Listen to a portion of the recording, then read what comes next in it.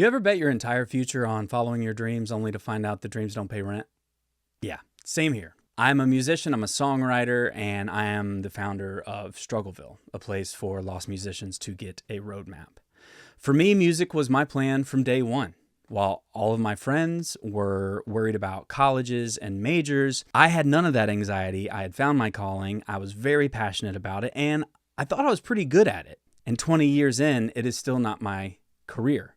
I went into it thinking, all I have to do is write, perform, record, repeat, right? Millennial mindset. I thought if I just kept hustling, eventually I would make it. Easy peasy.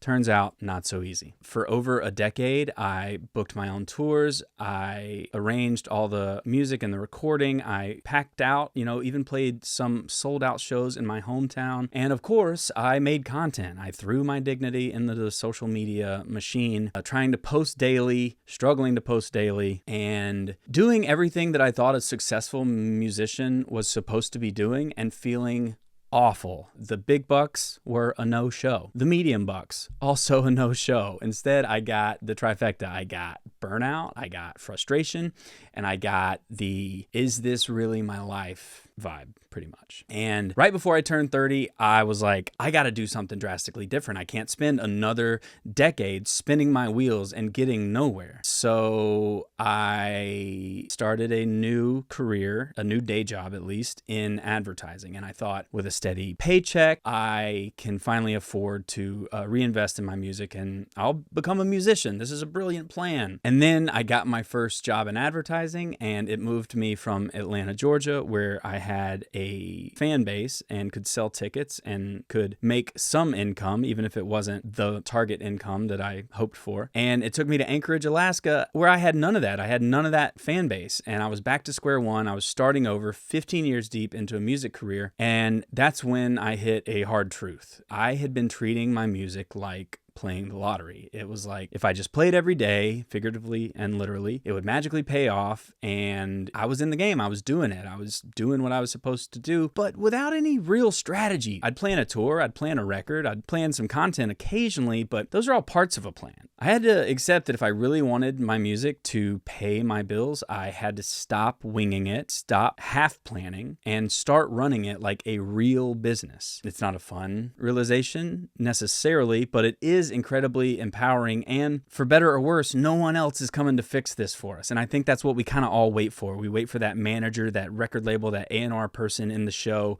to save us. But a decade, 15 years into it, we're still not getting that. Then maybe the problem is us. Right? Then I found myself in this advertising game, and every day I was helping these big brands do what? I was helping them connect with audiences, build an engaged and loyal fan base, and grow their revenue, make more money. And so I realized that I could apply some of these techniques from advertising to make a steady income and build a fan base and save myself a lot of heartache and another decade of getting nowhere.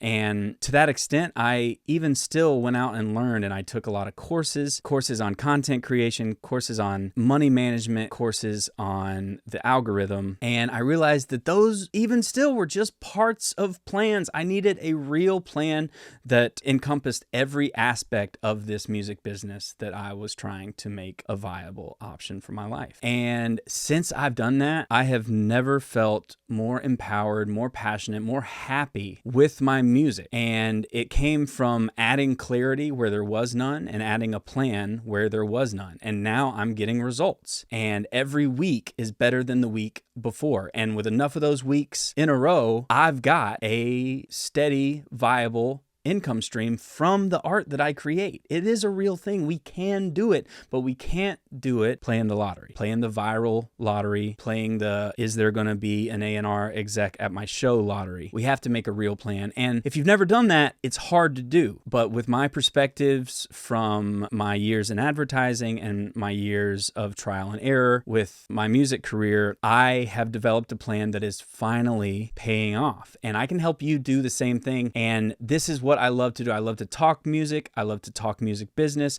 And I love to help art stay in the world. Every day, another artist gives up on their dreams because it doesn't feel like a viable business option. But we're just not looking in the right places, and we're not approaching it the right way. I'd love to hear your thoughts on this. Please drop me a comment if you have any. Shoot me a DM if you want to talk, or hit the link on my website, book a call, and we can have an in-depth talk about what a better plan for you might look like. Welcome to Struggleville. Let's stop struggling.